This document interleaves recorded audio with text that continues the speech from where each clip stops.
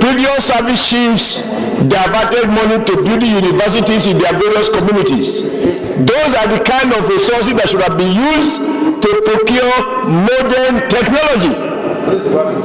And to think that money was being diverted to non-essentials. And as we speak, those institutions are not teaching anything about security. They are just another glorified university. I think that this House, having the power to appropriate, we should focus strictly on the items that the Army and the Air Force and other security agencies are going to spend the money to do. Otherwise, everybody knows we need modern technology. This House, under your leadership, we have provided supplementary appropriation to the armed forces. Throwing money at a problem will solve it. We must assist them to redirect their procurement policies to focus on this technology. Otherwise, we can decline to approve appropriation if the details are not such that those managing the system will use the money strictly in a manner that we do justice to our collective feeling about redirecting and moving more and more towards technology. This is my additional prayer, Mr. President. It can be worded more elegantly, but I just believe that we need to tie the hands of the procurement people to procure more and spend more in those areas that the armed forces competence will be better enhanced. This time around, the Nigerian Army and other security forces responded promptly and gallantly. In fact, one soldier lost his life and a civilian JTF when they confronted the 5th suicide bomber that detonated the bomb and killed the 3 of them there. One was a soldier. And mostly, Mr. President and distinguished colleagues, that soldier that sacrificed his life was from the south. It is very, I have to mention this because that is the greatest sacrifice one can make. And in fact, that was what led to getting that incident immediately to an end, because they succeeded in arresting one of the last suicide bomber. She is now under interrogation. I must mention here again that these people are already, indoctrinated. All of them their hairs were braided, and they had this melee, and they are confident that they are going to heaven if they detonate and kill the people. In fact, the last woman that was arrested, up to now, the interrogation has not brought out so much because she's still insisting that she wants to go to heaven, and that is by killing people and detonating the bomb. So, Mr. President, as I said, the black spots are 3. What needs to be done can be achieved if the Nigerian Army are given specific instruction and attention and provided with what they need, particularly drones and other technologically driven gadgets, in order to get rid of these 3 black spots. Mr. President, if we have been talking about insecurity, government out, government in, week out, week in, month out, year in, year out, and we are still confronted with the menace of frequent attacks on our communities and the killing of vulnerable, defenseless civilians, then, Mr. President, we want to ask ourselves the salient questions and then appeal to government to take the bull by the horn and be the government that will solve the problem of insecurity in Nigeria. Mr. President, I don't want to believe that our military that have been drafted into this war do not know what to do. Be it a symmetric war or a conventional war, they are all mere semantics. The fact is that it's a war. And soldiers are trained to fight wars, whether it is asymmetric or conventional. And I don't want to think that appealing to the soldiers to deploy technology is the answer to the question, because they are trained to identify wars and to deploy appropriate mechanisms to solving the problems of war.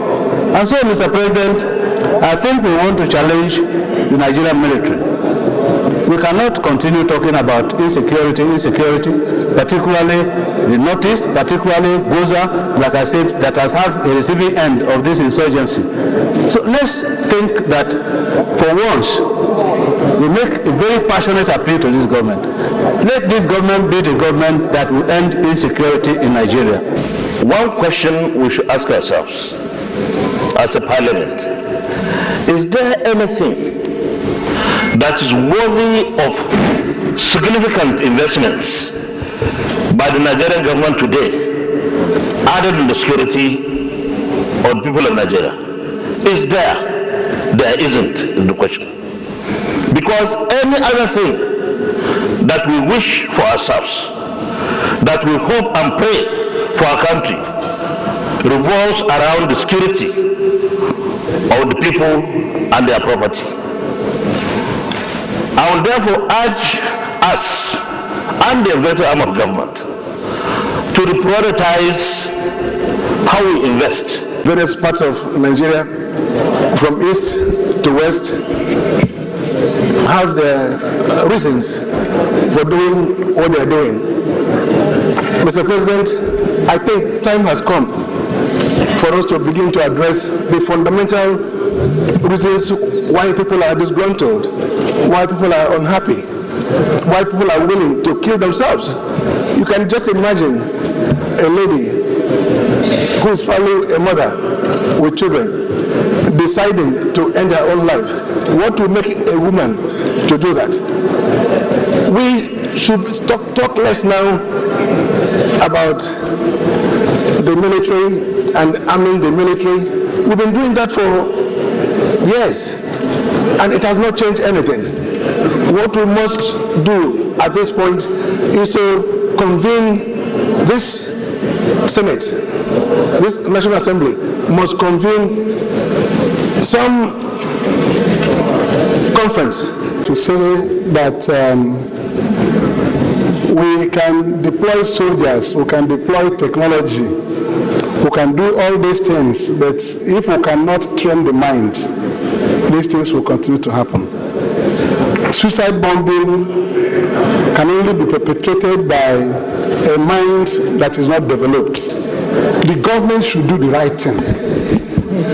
If we invest on education, the governor should take education as a priority, so that no matter how difficult it is to impact education on our young people, they should go all the hog to ensure that education is provided to our young people coming up, so that this thing can be turned from having minds that are liberated through superstition, because nobody can believe this. But when you kill another person, you go to see God. In honor of the innocent Nigerians that were killed by these incredible acts of embarrassment caused in Borno. As a matter of fact, Mr. President, just recalling Thomas Hobbes here is looking day and day that life of man is short, brutal, and terribly embarrassing if the Leviathan refuses to respond to the insecurity going on day by day, particularly in Nigeria, and this can be very, very dangerous. Living with insecurity is gradually becoming the only way to understand security, and we cannot allow this trend to continue because of the danger that is portrayed. I don't want to take much of your time, but I will say clearly, it costs nothing for the intelligent army to get devices in their phone to know where these notorious criminals live. At least we have brought up something very serious here, that we should also employ a lot of technology. The technology don't need to be physically there. We can monitor from miles away to know when there is likely going to be an infraction in security. And also, what happened there could also be described as failure of intelligence. Because we have so many suicide bombers gathering together, it means we've not penetrated their camps. Otherwise, we would have known that they were going to strike. So preventive security must also be emphasized.